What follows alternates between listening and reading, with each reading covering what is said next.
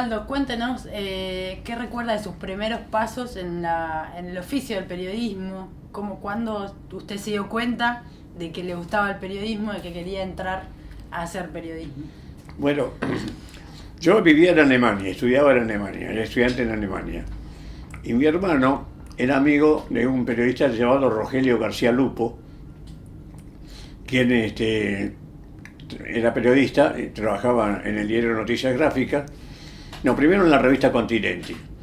Trabajaba en la revista Continente y le dijo, ¿no se atrevería tu hermano a escribir artículos periodísticos desde Alemania? Porque era la Alemania de posguerra, era muy interesante todo el tema de Alemania, ¿no? La Alemania que había perdido la guerra y que surgía después.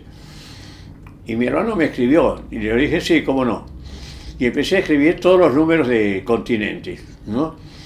Que salía una vez por vez.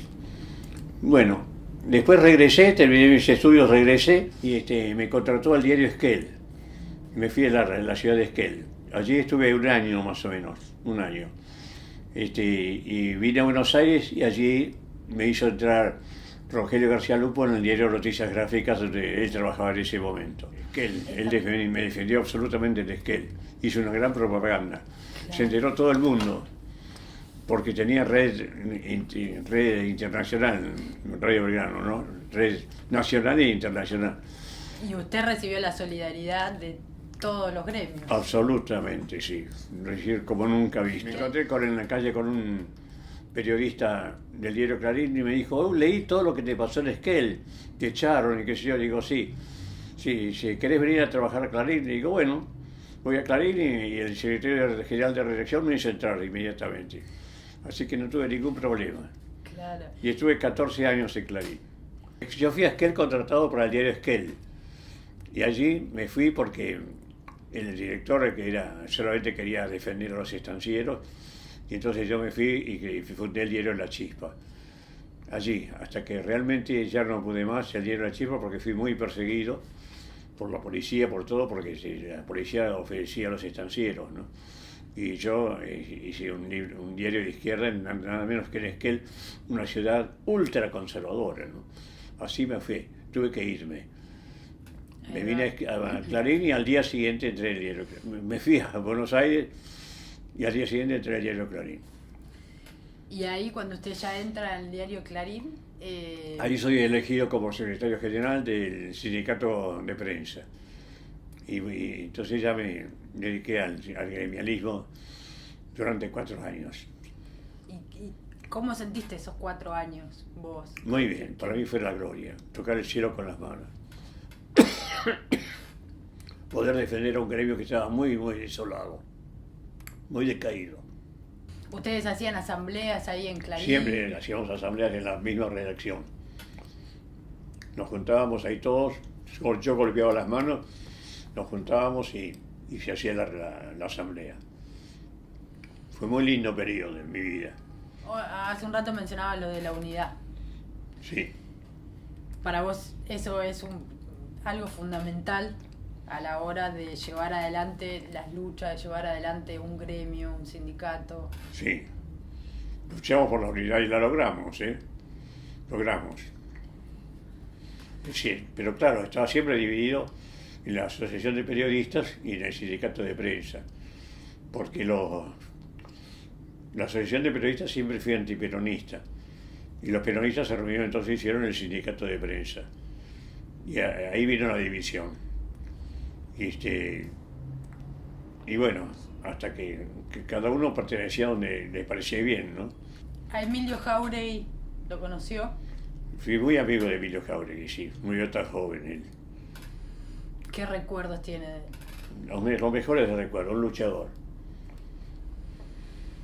En esos 4 años que vos estuviste a cargo del sindicato de prensa, ¿participaste de algún congreso de la CGT? Sí, estuve en los congresos de la CGT siempre. Sí. ¿Y a quién recordás en esos congresos? ¿O quién te llamaba la atención? Bueno, las personalidades no me acuerdo de ninguno. Sí, me acuerdo de todos, pero no de las personalidades. Me acuerdo de las asambleas. Me acuerdo que había mucho movimiento de la asamblea y poco personaje así que ponía la cara por todos, ¿no? Sino más bien democrático. Es lo que yo tendí en darle a la línea al sindicato de prensa, ¿no? No personalidades, sino personas que salieron como delegados en cada una de las empresas. Para vos, ¿cómo tenía que ser un delegado? Y un delegado tenía que ser el que vivía luchando por los derechos humanos, por los derechos del trabajador, ¿no? Que tomara el tema de cada uno de los problemas que cada uno de los redactores o trabajadores de prensa tuviera, ¿no? Un verdadero representante. Y realmente fueron los 6 años que estuve, creo que fueron 6 años, no recuerdo bien, fueron de primera para mí. Logré muchas cosas. Logramos que se cumpliera con el Estatuto del Periodista, que había sido aprobado por Perón y que después, cuando cayó Perón, fue desoído, desatendido completamente por los gobiernos que se le siguieron. Y nuestra lucha fue esa, que volviera a estar el Estatuto del Periodista para todos. Sí. Una lucha que sigue hasta el día de hoy. Cuando vos eras secretario de prensa, tuviste la oportunidad de viajar a Cuba también. Viajé a Cuba, sí. En pleno proceso revolucionario. Me invitaron 2 veces. Fui a Cuba en los primeros días de la revolución. Y me acuerdo muy bien ese primer día que llegué. La atracción que tenía Fidel Castro. Y el Che Guevara también. Pude hablar largamente con el Che Guevara. Era un tipo excelente. Tenía algo de romántico en su forma de hablar y de ser. Un luchador. Qué personalidad increíble. Se nos murió tan joven. Y ahí está una anécdota que siempre contás cuando tuviste la charla con el Che Guevara y que él les decía que había que hacer la revolución ahora en Argentina. Sí. ¿No? Y explicaba cómo. Sí. Nos enseñaba cómo había que hacer la revolución en Argentina. Sí. Y yo, que vivía la realidad argentina, no veía que era un soñador. Y era un soñador. Murió como un soñador, ¿no? No había ningún sentido de la revolución. Estaba el peronismo, que había enseñado otra cosa. El peronismo había enseñado solamente a obedecer a Perón. El sindicalismo no pensó, nunca se habló de la revolución. Claro. Sino del poder de los sindicatos, ¿no? En eso sí se luchó muy bien acá, durante el peronismo. Pero nada más. No el poder político. ¿Y vos cómo pensás que tienen que ser los dirigentes sindicales, pero más que nada los sindicatos, cómo deberían funcionar? Y deberían funcionar en defensa exclusivamente de las razones de trabajo, de mejorar las relaciones de trabajo con las empresas, todo lo demás. Pero al mismo tiempo hacer consejos políticos, de también estudiar, hacer escuelas de estudios de la política, de cómo llegar al poder alguna vez los sindicatos. Hacer eso, pero aparte de la lucha sindical, no mezclarla, porque entonces siempre se mete la policía y se mete los políticos de derecha a luchar contra los sindicatos. No hay que dar la oportunidad. Hay que hacer una tarea puramente sindical, pero al mismo tiempo tener escuelas de estudios políticos. ¿Y cuál es el rol que tiene que tener, que vos pensás que tiene que tener el periodista en esta sociedad? Y bueno, informar realmente los intereses del pueblo, ¿no? Ahí donde se comete una falta, denunciarla. Defender los derechos del pueblo, defender realmente llegar a la igualdad, pero en libertad, con una democracia. Paso a paso, con mucha lectura. Tener escuelas, los sindicatos tener escuelas en ese sentido. Cómo llegar alguna vez al poder para poder gobernar, pero en plena democracia. Y no dictadura del proletariado.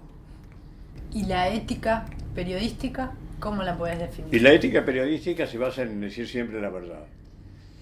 En decir siempre la verdad y de defender primero de todo los derechos del pueblo, los derechos de todos, los derechos de la comunidad. En eso tiene que sacrificarse el periodista y poner la cara. Cuando ve que una ley es enemiga, decirla y ponerla en los títulos. Pero claro, mientras haya empresas privadas es muy difícil hacer eso, porque inmediatamente es expulsado, como me ocurrió a mí con diversos diarios. Cuando uno realmente quiere imponer desde los diarios una política realmente verdadera para el pueblo, ¿no?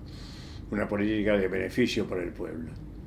Por eso es muy difícil hacer el periodismo libre en la Argentina. Dominan las empresas. Tu gran amigo Rodolfo decía, ¿el periodismo es libre o es una farsa? Sí. ¿Recordás algo de tus 12 años de trabajar en Clarín? ¿Cómo era trabajar en ese gran multimedio, con un gran poder en nuestro país? Sí, ya tenía gran poder. Pero había mucho más democracia en la redacción. Es decir, los secretarios generales nos daban realmente un papel importante a todos los periodistas. Yo allí fui delegado, nunca me molestaron, ¿no? Teníamos de secretario general a Luis Klur, que fue realmente un verdadero periodista democrático.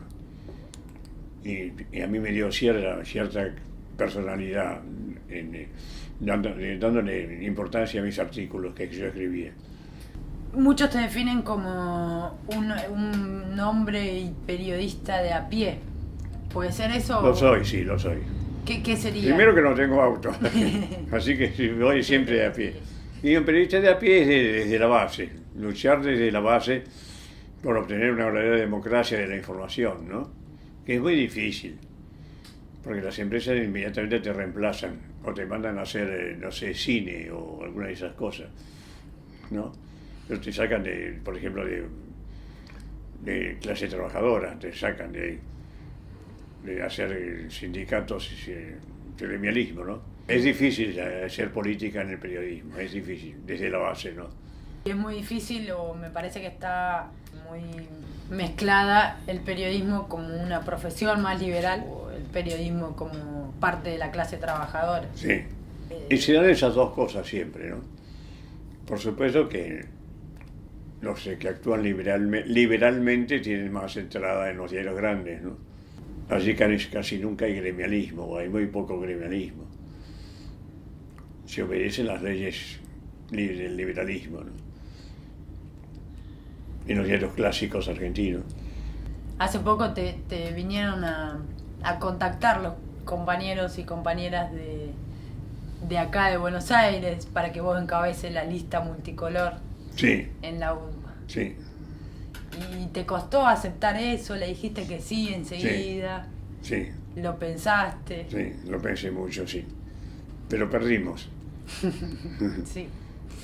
¿Y por qué lo pensaste? ¿Qué fue lo que te hizo dudar? No, que no me iban a permitir, una vez surgido, no me iban a permitir trabajar en las redacciones. Por mi tradición que tuve yo, ¿no?